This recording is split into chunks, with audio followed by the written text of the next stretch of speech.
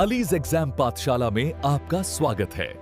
मैं हूं आपका अली भाई और आज हम एसएससी जीडी करंट अफेयर्स 2026 के लिए एक बहुत ही ज़रूरी विषय पर गहराई से चर्चा करेंगे। बिल्कुल।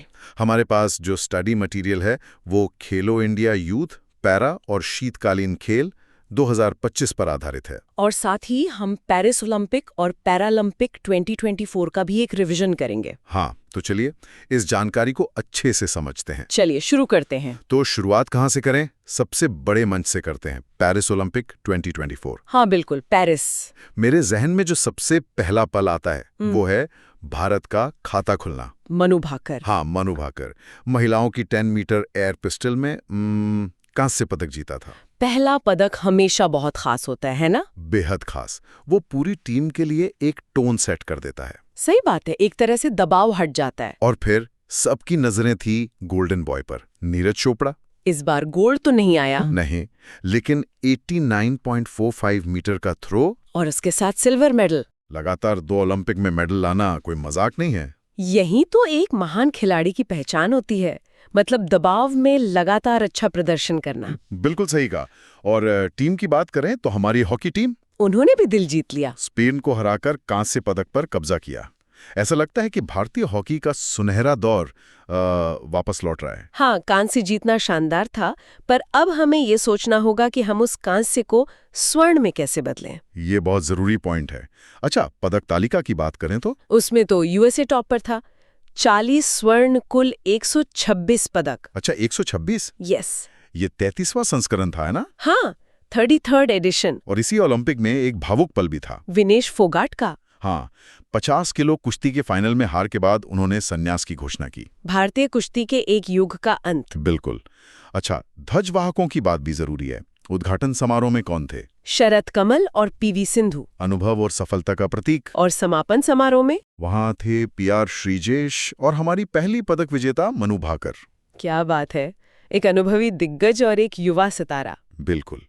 और भारतीय टीम का मुख्य प्रायोजक अडानी समूह था। तो ये तो हुई ओलंपिक की बात। हाँ, अब आते हैं उस कहानी पर जो शायद और भी ज्यादा प्रेरणा देती है, पेरिस पैरालंपिक 2024। और यहाँ भारत का प्रदर्शन तो मतलब कमाल का था। कमाल का। कुल 29 पदक, जिसमें 7 स्वर्ण, 9 रजत और 13 कांस्य थे। 29 पदक। हम पदक तालिका में 18वें स्थान पर थे। ये एक ऐतिहासिक छलांग है। हमारे पैरा एथलीट्स ने वाकई कमाल कर दिया। बिल्कुल। इसका आदर्श वाक्य था गेम्स वाइड ओपन। और शुभंकर था पैरालंपिक फ्रीज। हाँ, चीन इसमें टॉप पर था 94 स्वर्ण के साथ, लेकिन भारत का 18वें स्थान पर आना बहुत बड़ी बात है। और इसमें कुछ प्रदर्शन तो अविश्वसनीय थे, जैसे कि अवनी लेखरा। उफ, क्या प्रदर्शन था। एक ही पैरालंपिक में शूटिंग में 2 स्वर्ण पदक, 2 गोल्ड। ऐसा करने वाली वो पहली भारतीय महिला बनी। ये किसी फिल्मी कहानी जैसा लगता है। बिल्कुल, वो लाखों लोगों के लिए एक जीती जागती प्रेरणा है। और भी हीरो थे हमारे, हरविंदर सिंह। तीरंदाजी में स्वर्ण पदक जीतने वाले पहले भारतीय। बैडमिंटन में नीतीश कुमार ने SL3 कैटेगरी में स्वर्ण जीता। हाँ, और सुमित अंतिल ने जैवलिन F64 में। और धर्मवीर क्लब थ्रो F51 में सबने गोल्ड जीता। हर एक की अपनी एक कहानी है, अपना एक संघर्ष है। तो पेरिस में जो हमने देखा वो सालों की मेहनत का नतीजा था। लेकिन सवाल ये है कि भविष्य की नीरज चोपड़ा और अवनी लेखरा कहाँ से आएंगे? बिल्कुल सही जगह पहुंचे आप, और इसका जवाब है खेलो इंडिया। हाँ, पेरिस की सफलता की जड़ें कहीं ना कहीं यही हैं। तो बात करते हैं खेलो इंडिया यूथ गेम्स 2025 की। इसका 7वां संस्करण बिहार में हुआ, पटना, राजगीर, गया, भागलपुर और बेगूसराय, मतलब 5 शहरों में। ये एक बहुत स्मार्ट रणनीति है। कैसे? जब आप कई शहरों में आयोजन करते हैं तो खेल का जो बुनियादी ढांचा है वो सिर्फ राजधानी तक सीमित नहीं रहता। अच्छा, मतलब खेल का विकेंद्रीकरण होता है। बिल्कुल, और छोटे शहरों से भी प्रतिभाओं को मौका मिलता है। इसका शुभंकर था गज सिंह। और थीम खेल के रंग बिहार के संग। अब नतीजों पर आते हैं, कौन रहा टॉप पर।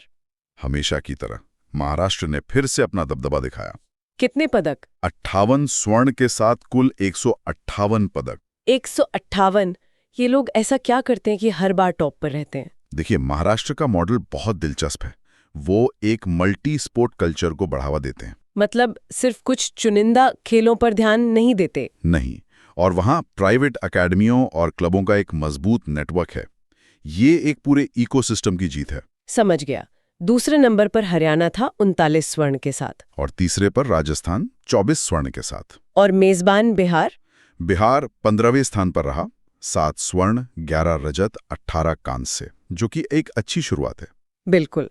अच्छा, खेलो इंडिया सिर्फ युवा प्रतिभाओं के लिए नहीं है। नहीं, ये उन चैंपियंस को भी मंच देता है जो हर सीमा को पार कर जाते हैं। खेलो इंडिया पैरा गेम्स। हाँ, इसका दूसरा संस्करण दिल्ली में हुआ। दूसरा ही संस्करण, मतलब ये काफी नया है। बिल्कुल।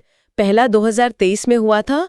इसका शुभंकर था उज्ज्वला, मतलब एक गौरैया। और स्लोगन था चैंपियंस बियॉन्ड लिमिट। सीमा से परे चैंपियन। ये स्लोगन ही सब कुछ कह देता है। और यहाँ किसने बाजी मारी? यहाँ हरियाणा टॉप पे रहा। अच्छा। 34 स्वर्ण के साथ कुल 104 पदक। पैरा खेलों में भी हरियाणा का दबदबा साफ दिखता है। तमिलनाडु दूसरे पर और उत्तर प्रदेश तीसरे पर। हाँ, हरियाणा की मिट्टी में ही शायद कुछ बात है। इन पैरा गेम्स में भारोत्तोलन के कुछ रिकॉर्ड्स तो हैरान करने वाले थे। हाँ, मैंने भी पढ़ा। झिंडू कुमार 72 किलो के हैं और उन्होंने 201 किलो का वजन उठाया। 201 किलो, मतलब अपने शरीर के वजन से लगभग 3 गुना। यही तो है चैंपियंस बियॉन्ड लिमिट। बिल्कुल। ये आंकड़े सिर्फ रिकॉर्ड नहीं है, ये इंसानी इच्छा शक्ति की मिसाल है। सही कहा।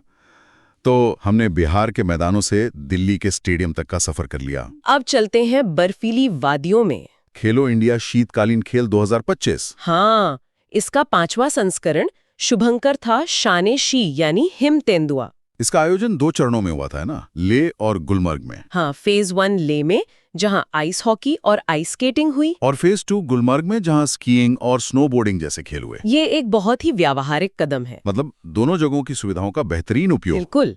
ले आइस हॉकी के लिए बेहतर है, तो गुलमर्ग स्कीइंग के लिए। और यहाँ विजेता कौन रहा है? ओवरऑल विजेता रही भारतीय सेना, आर्मी। ये सुनकर कोई हैरानी नहीं हुई। 7 स्वर्ण सहित कुल 18 पदक। और आइस हॉकी का खिताब भी सेना नहीं जीता। हाँ, उन्हें उच्च ऊंचाई और कठिन परिस्थितियों का अनुभव होता है, जो उन्हें इन खेलों में एक बढ़त देता है। उनका अनुशासन और टीम वर्क तो है ही। बिल्कुल। तो आज हमने पेरिस से लेकर बिहार, दिल्ली और लद्दाख तक का सफर तय किया। जब इन सबको एक साथ देखते हैं तो एक बड़ी तस्वीर सामने आती है। और वो तस्वीर है भारत के एक खेल राष्ट्र के रूप में उभरने की। एक तरफ नीरज चोपड़ा और अवनी लेखरा जैसे सितारे हैं, तो दूसरी तरफ खेलो इंडिया के मंच पर भविष्य के चैंपियंस तैयार हो रहे हैं। ये एक पूरी पाइपलाइन है जो अब मजबूत हो रही है। सही कहा। पेरिस में जो फसल काटी गई, उसके बीज कहीं न कहीं इन्हीं खेलो इंडिया गेम्स में बोए गए थे। और यही सबसे बड़ा बदलाव है। जब तक हम जमीनी स्तर पर निवेश करते रहेंगे, पेरिस जैसे पल बार बार आते रहेंगे। बहुत बढ़िया। अब एक क्विक रिवीजन हो जाए। जरूर। खेलो इंडिया यूथ गेम्स 2025 का मेजबान राज्य बिहार, शुभंकर। गज सिंह। और पदक तालिका में टॉप पर महाराष्ट्र। अच्छा, पैरा गेम्स का स्लोगन क्या था? Champions beyond limit. और उसमें टॉप किसने किया? हरियाणा ने 34 स्वर्ण के साथ। शानदार। अब शीतकालीन खेलों पर आते हैं। ओवरऑल विजेता भारतीय सेना और शुभंकर, शानिशी हिम तेंदुआ। बहुत अच्छे। सारी जानकारी ताजा हो गई। हाँ, रिवीजन बहुत जरूरी है। अब आज के होमवर्क की बारी। सवाल है, खेलो इंडिया विंटर गेम्स का पहला संस्करण कब और कहां आयोजित किया गया था? इस सवाल का जवाब कमेंट बॉक्स में जरूर लिखें।